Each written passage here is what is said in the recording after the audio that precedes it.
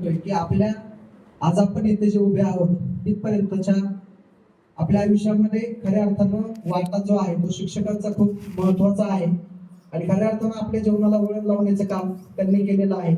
आता आम्ही पण त्या क्षेत्रामध्ये आहोत, त्यामुळं आम्हाला थोडंसं जाणवतं की बाबा आपण जेव्हा शाळेमध्ये होतो त्यावेळेला आपल्याला शिक्षक मारायचे, शिक्षा करायचे, ओरडायचे, हे करू नको ते करू नको म्हणायचे. पण आता कळतं की त्यांचा म्हणण्यामागचा उद्देश काय होता ते आता आपल्याला समजतं. मगाशी पंकजने सांगितलं की त्यावेळेला जर शिक्षकांचं ऐकलं असतं तर कदाचित आज आयुष्याला वेगळं वळण लागलं असतं.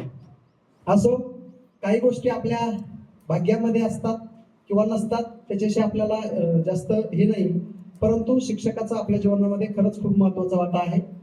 आता या ठिकाणी आपण आभार प्रदर्शन करतोय, परंतु आभार प्रदर्शन फक्त आपल्या गुरुवर्यांचं आणि जे प्रमुख पाहुणे आले होते त्यांचं होणार आहे.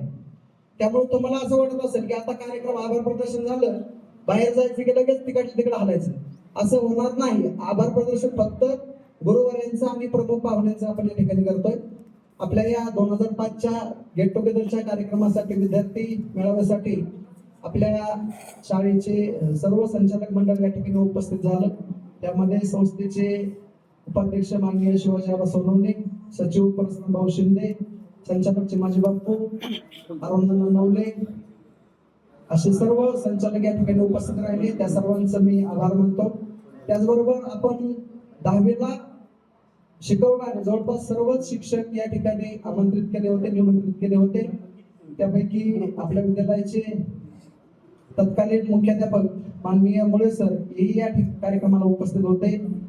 त्याचबरोबर आपल्या विद्यालयाचे माजी प्राचार्य चव्हाण सर, बोर्डे सर, त्याचबरोबर Jagtap madam, Jagdale sir, Kelekar sir आणि तात्या, या सर्वांचे मी कार्यक्रमाला आपण उपस्थित राहिला, आमच्या शब्दाला तुम्ही मान दिला आणि तुमचं मोलाचं मार्गदर्शन तुम्ही आम्हाला या ठिकाणी केलं, त्याबद्दल मी सर्व 2005च्या अ, ब आणि क या सर्वांच्या वतीनं मी तुमचे खरंच मनापासून आभार मानतो आणि या ठिकाणी पहिलं सत्र संपलं असं जाहीर करतो. यानंतर सर्व